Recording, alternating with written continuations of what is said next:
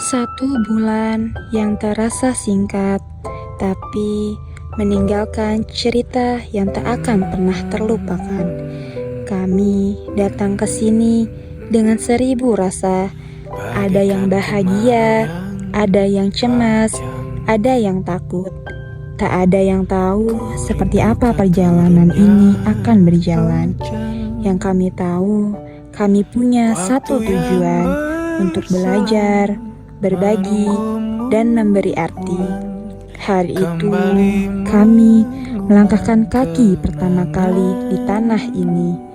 Pekon penantian Ulu Belu, sebuah nama yang sebelumnya hanya terdengar di telinga, kini menjadi saksi perjalanan kami. Kami disambut dengan senyum ramah, sapaan hangat, dan hati yang tulus. Hari itu kami sadar, kami tidak datang ke tempat asing, tetapi kami datang ke rumah kedua kami. Hari-hari pertama penuh cerita, ada tawa canggung, ada kerjasama yang masih kaku, tapi perlahan semua berubah. Kami mulai saling mengenal, saling melengkapi, saling menguatkan. Kami bukan lagi sekedar teman satu kelompok, tapi kami sudah seperti keluarga. Setiap pagi kami memulai hari dengan semangat yang sama. Jalan desa yang membentang luas ini akan menjadikan setiap langkah kami saksi kebersamaan dan cerita indah selama 9 bulan. Kami menyapa warga, merasakan hangatnya alam, dan menjalankan program kerja dengan sepenuh hati, mengajar anak-anak, memberi penyuluhan, hingga bergotong royong bersama. Namun kami sadar yang kami terima jauh lebih besar daripada yang kami beri. Dari senyum yang tulus, tawar yang anak-anak, hingga obrolan sederhana dengan bapak dan ibu. Kami belajar arti kebersamaan, arti peduli, dan arti ketulusan. Kami belajar bahwa bahagia itu sederhana. Bahagia itu ketika melihat anak-anak tertawa lepas. Bahagia itu ketika keluarga menyambut kami dengan doa. Bahagia itu ketika lelah berubah jadi cerita indah yang akan kami bawa selamanya. Tak terasa, waktu berjalan begitu cepat. Rasanya baru kemarin kami datang, dan hari ini kami harus mengucap selamat tinggal. Perpisahan ini bukan hal yang mudah. Ada rasa yang tertinggal di sini, ada kenangan yang tak ingin kami lepaskan. Untuk Bapak, Ibu, dan seluruh warga Pekon Penantian, terima kasih. Terima kasih karena telah menerima kami dengan hati yang begitu besar.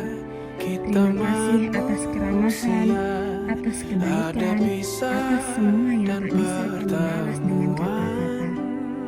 Untuk adik-adik yang setiap hari menyapa kami, berlari menghampiri kami dengan tawa ceria, kalian akan selalu ada di hati kami.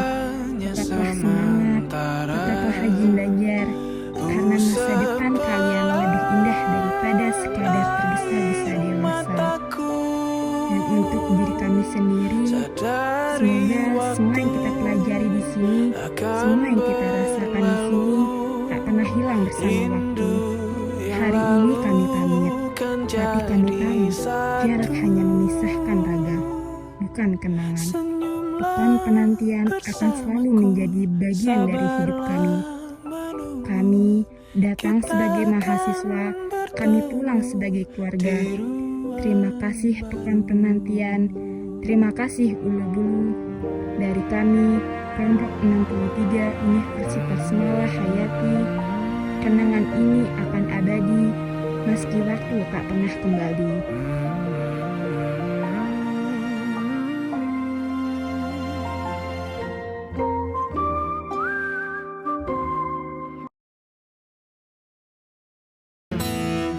Datang akan pergi,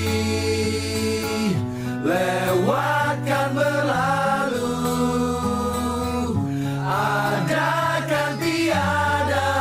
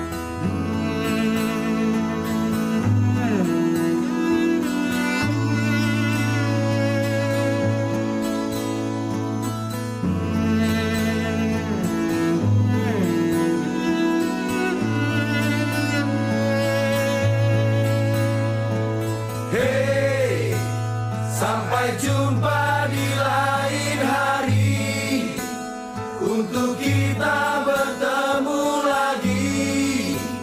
Ku relakan dirimu pergi, meskipun ku tak siap untuk merindu, ku tak siap tanpa dirimu. Ku harap terbaik untukmu.